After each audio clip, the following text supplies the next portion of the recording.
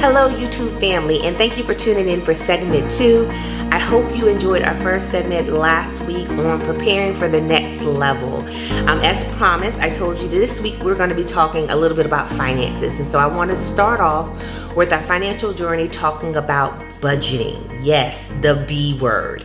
Sometimes that's so very difficult for consumers and Americans, or actually anyone, whether it doesn't matter how old or how young you are, where your financial status is. It seems like the more money you get, the more bills there are, the more things you want to do, the less money, the same thing. It's like a snowball effect. But what really people have to understand is how to create a healthy and sound budget. There's a simple, basic principle that I've learned over the last several years, and I've always shared it with family members and friends, and I want to share it with you guys today in case you haven't heard it. It is the 50-30-20 rule. Again, 50-30-20 rule.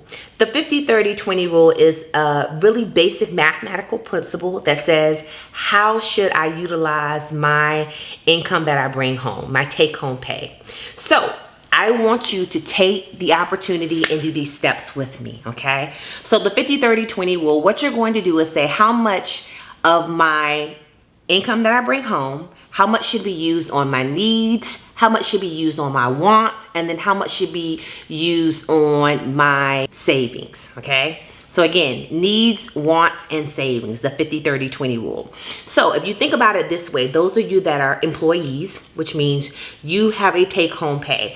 The government takes their part of their money. Of course, the IRS gets their taxes, right? So once that take-home pay comes home with you, what do you do with that money? How do you utilize that money? A lot of times we just start spending, right? We just start paying bills. We just start doing what we want to do, and we don't really sit down and create a plan. I'm really big about planning for success. Even in your finances, even in planning for success for retirement, planning for success for wealth building, planning for success for anything you want to do in life, you got to create a plan. So creating a budget is very a basic fundamental principle to help you go to the next level. So if you think about that, your take home pay, when you get home, let's just hypothetically say, I like to use round numbers. So let's say that your take home pay annually after taxes is $35,000. So you bring home $35,000 annually. Roughly, that'll probably be about $3,000 a month take home pay, okay, after taxes and everything. Listen, for my entrepreneur friends out there, what I need you to realize is a part of this principle, you need to consider how much you need to pay Uncle Sam before your take home pay. So before you even get into your 50-30-20 rule, you need to say, okay, I need to make sure that this person, Uncle Sam, is paid first. I am not a tax advisor. People like to ask me, how much should I put aside for taxes?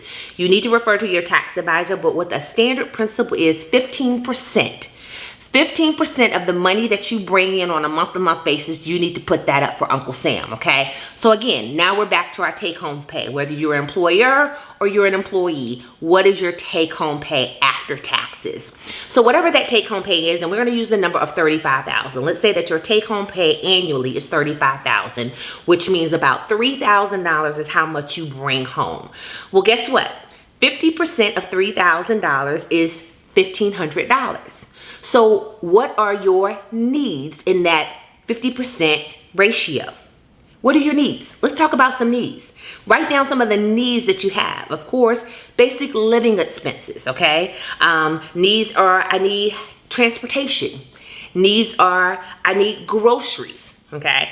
Think of it, and again, you got to think about the fundamentals. I'm not talking about the need of going out to fine dining and the need of travel and the need of whatever. Those are wants. We're talking about the basic things that you need, ladies and gentlemen. We're going to create a fundamental sound budget, okay? So again, we have our cost of living as far as our home. Whether it be your home, your apartment, you're renting. I don't care if you're renting a room. Think about that. What do you need, okay? Of course, your transportation, you need that. What are some of the other things? Groceries. We need our groceries. We need our utilities, our lights, and our water. So write all those things down and add them up for me. Anything else that you feel is a necessity, okay? A necessity. Your minimum payments on your credit cards. That's a need. That's not a want. You got to take care of those. We don't want to create excessive debt down the road, so we want to put our minimum payments of all of our loans that we have under the need category. Once you add all that up, it should be at no more than 50% of your income that you bring home.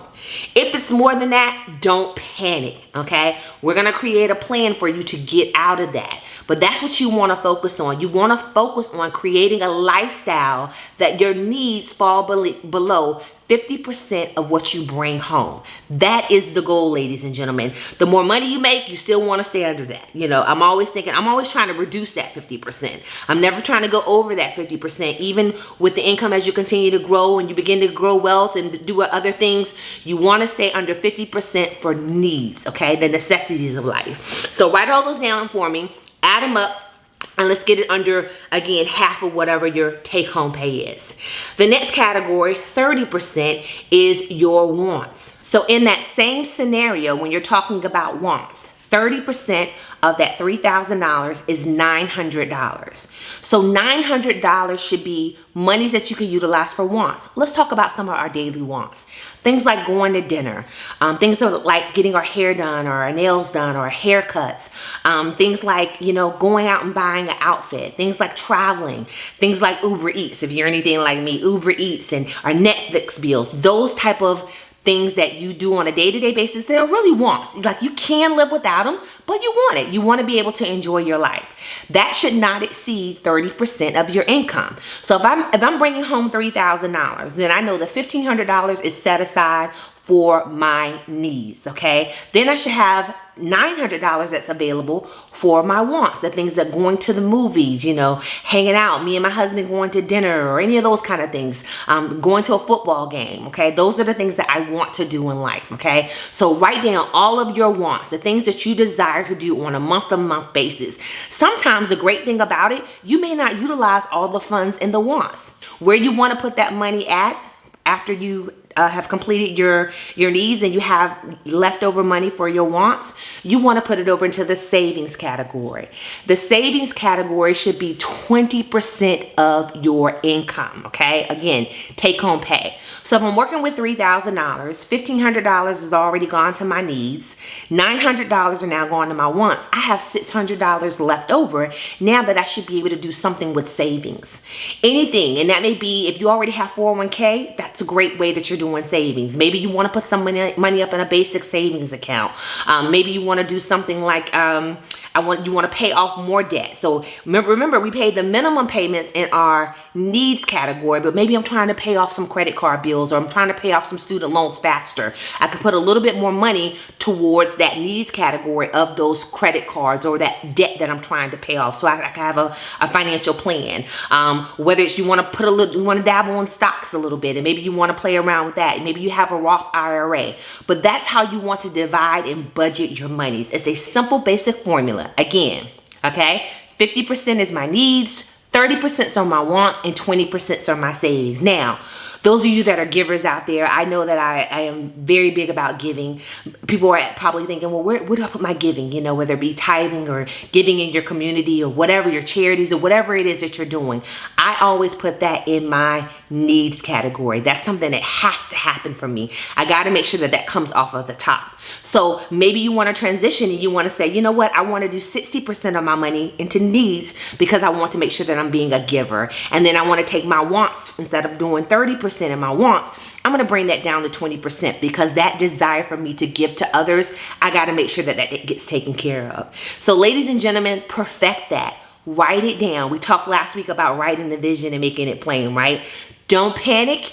If your numbers aren't falling into the categories, this is something we're going to get to. You may have to decrease in one area to increase in another area. You may have to bring your savings down for now while you focus on more of your needs. But one of the things you want to do, you do not want to exceed that wants category. And it's going to make you pay attention. It's going to make you pay attention to some of the things that you're doing that you really shouldn't be doing right now. It's going to make you think differently, okay? But remember, again, whether you're self-employed or whether you're an employee, you want to get down to that basic take-home pay. My self-employed people out there, please Don't forget to take your taxes off the top. That is not your money. Make sure Uncle Sam gets his money first and you live with that 50, 30, 20% rule. I love you guys. I hope you enjoyed segment 2. Next week, we're going to be talking about manifestation. I'm so excited about that. It is in my spirit to kind of share that with you guys, especially with it being the first of the year. We're going to talk about how our words are so powerful and how we're going to speak things into our existence, how even the things that we post on social media, the things that we claim, the things that we allow people to pour into our spirit. So I'll see you next week. You guys have a wonderful and blessed day.